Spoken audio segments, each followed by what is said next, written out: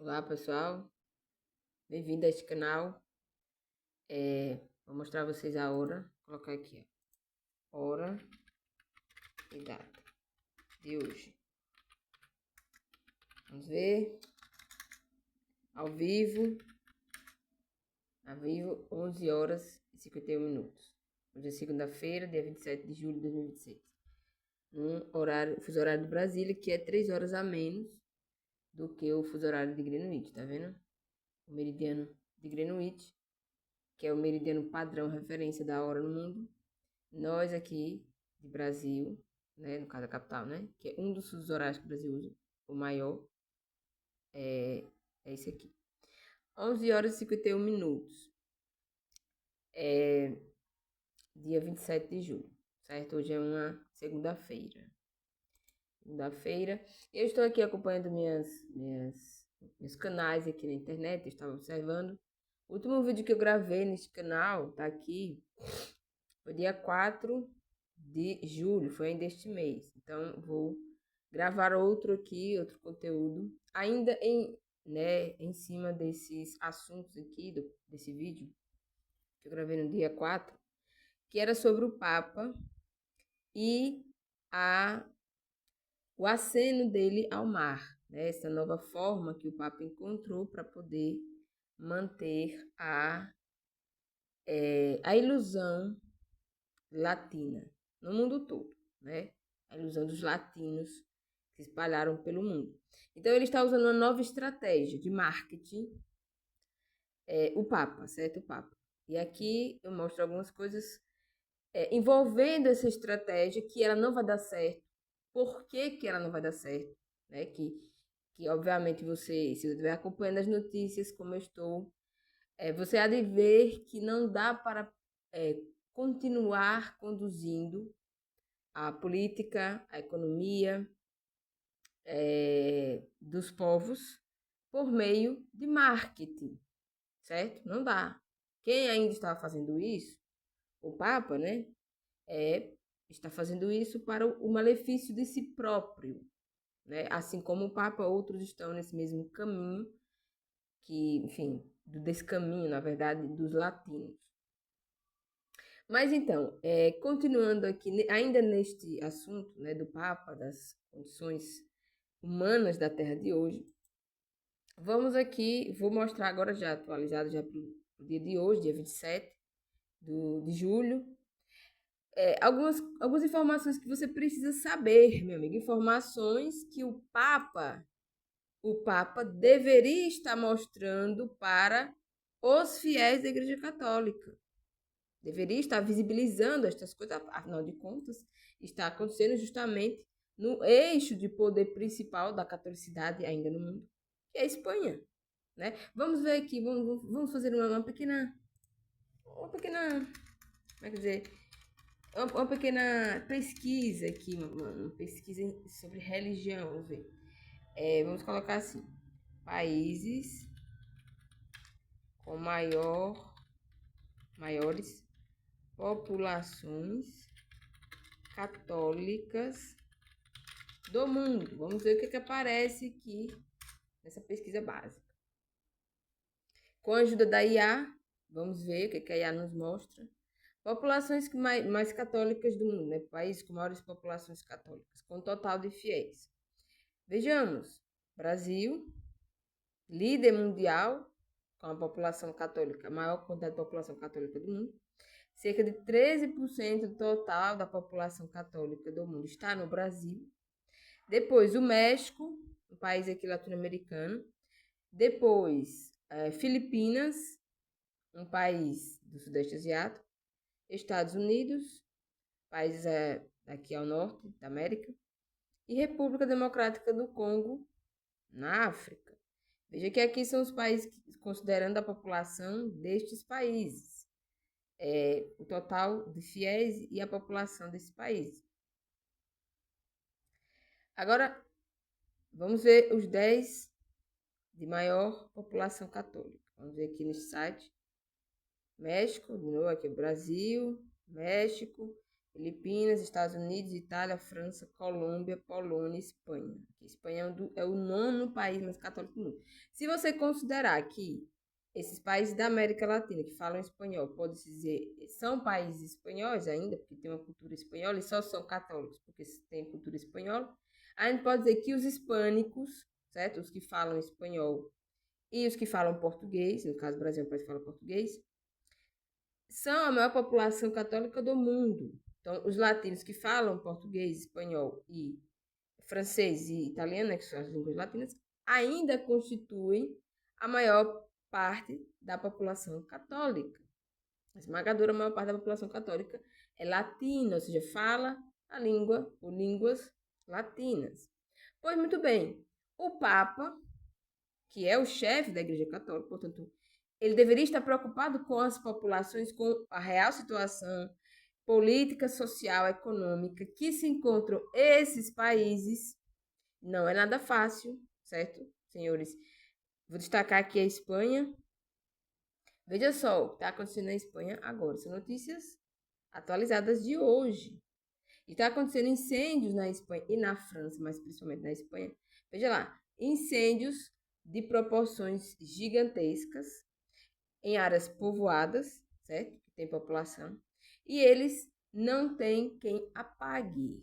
Aqui as próprias pessoas, ou elas são evacuadas, tiradas da região, ou elas têm que apagar o fogo sozinha, ou poucos bombeiros para poder apagar o fogo. É assim que tá. Isso na Espanha e na França. Por seu turno, o presidente, eu acho que é presidente, né? Deve ser presidente.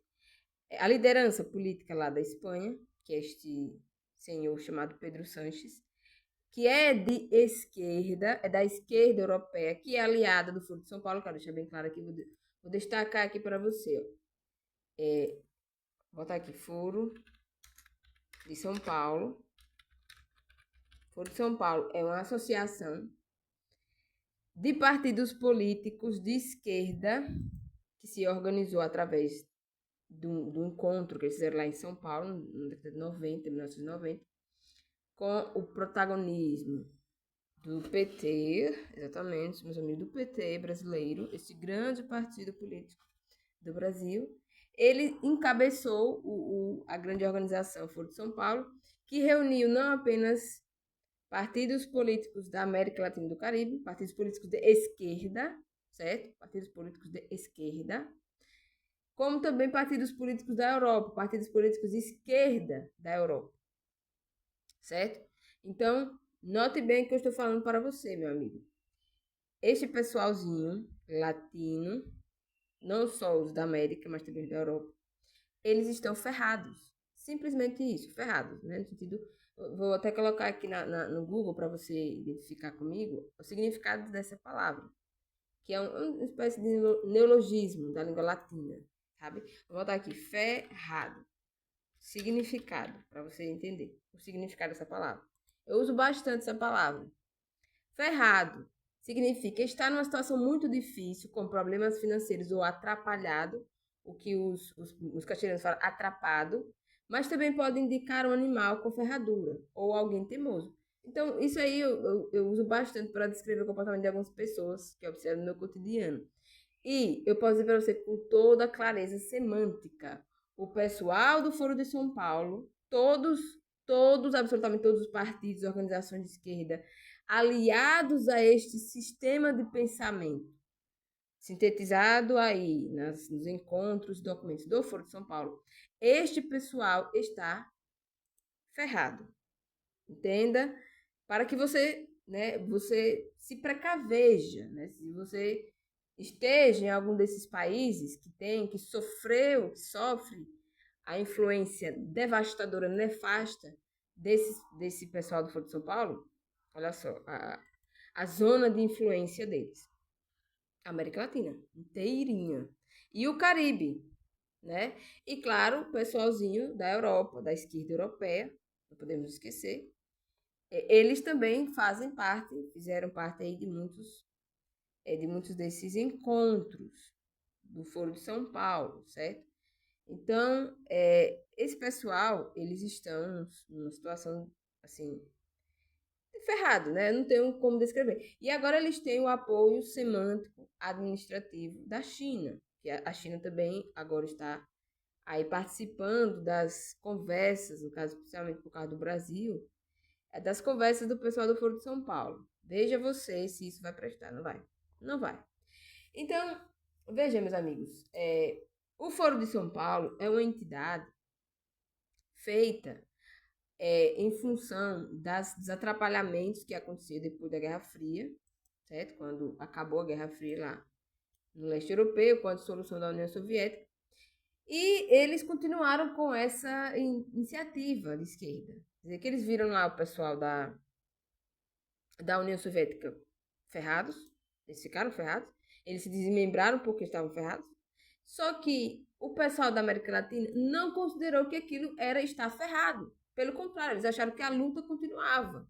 E eles continuaram articulando formas de, entre aspas, lutas sociais aqui na América Latina para conquistar o poder e, enfim, e aplicar lá os ditos padrões da esquerda, né? No caso, a ideologia antineoliberal deles é uma ideologia antineoliberal baseada em empresas estatais, né? O fortalecimento das empresas estatais e o fortalecimento daquilo que eles chamam de lutas sociais, movimentos sociais como movimentos sem terra, movimentos de campesinos, de trabalhadores do campo, né, principalmente das zonas altamente militarizadas, altamente perigosas da América do Sul, Colômbia, Venezuela, Bolívia, Peru, Chile e México.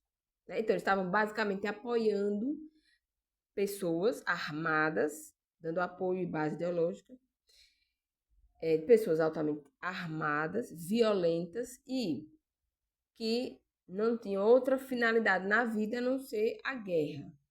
Aquilo que eles chamam de luta social é, na verdade, guerra civil. Guerra civil em larga escala, certo?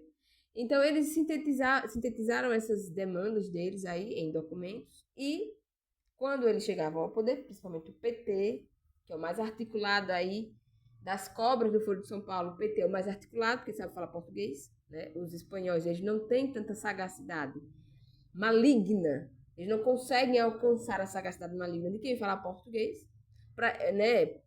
Para eles, vai ser mais difícil compreender o nível dessa palavra aqui, porque eles não usam essa palavra, mas português usa. E tantas outras, né? Então, por que você acha que português é uma língua prolixa em inventar novas formas de linguagem e de agregar povos de diferentes etnias? Por quê? Porque é uma língua astuciosa. Bom, isso, tomando em consideração as ideias do Foro de São Paulo, fez com que o PT e os partidos de esquerda brasileiro ganhassem maior poder, né? Poder entre eles lá. Então, na fissura do mundo global, da esquerda, do lado da esquerda, né? Existe uma maior prevalência do Brasil. Então, se o PT ganhar esse ano aqui no Brasil, com certeza, essa loucura do Foro de São Paulo vai continuar aí, né? A vento em popa, vai afundar, vai naufragar, claro, mas vai continuar fazendo publicidade, marketing e jogando dinheiro aos labirintos das guerras civis que estão na América Latina. Eles jogam dinheiro em guerra civil, eles investem em guerra civil, certo? O pessoal do Foro de São Paulo faz isso, só que eles fazem com palavras assim, bonitinhas, agradáveis, de você ouvir em castelhano ou em português. Eles estão defendendo a democracia, são antineoliberais, eles querem justiça social, que é uma palavra muito comum deles, justiça social. Eles defendem essas coisas, claro, nas pautas, nas grandes pautas de divulgação do projeto deles. Mas, na verdade, no fundo, quando você vai olhar o que é que de fato está acontecendo com os países da América Latina, você vai ver que guerra civil, narcotráfico, corrupção, até onde não se pode mais ter corrupção, eles conseguem reinventar a capacidade humana de fazer corrupção. Então, é isso, certo? É isso aí. Aí você pode pensar, mas nós estamos ferrados sozinhos? Não, calma, porque nesse ponto nós não estamos sozinhos. E aí eu vou retomar aqui a mostrar para vocês, né, o Papa, né, a noção de política que o Papa está utilizando. Veja você. Então, está tendo uma grande quantidade de incêndios florestais devastadores, sem contar os terremotos que estão acontecendo na América Latina, né? Mas estão acontecendo incêndios devastadores na Espanha, principalmente, e na França, certo? Mas o problema não é só os incêndios, tá? O problema não são só os incêndios. Tá aqui, ó, um vídeo de um canal de notícias oficiais lá da Espanha, dando conta de que está tendo um incêndio ativo. Isso é hoje, viu? Dia 27/7/2026. Isso aí é hoje, tá vendo essa fumaça toda aqui? Isso aí são campos espanhóis queimando biomassa, né? A biomassa que está queimando lá.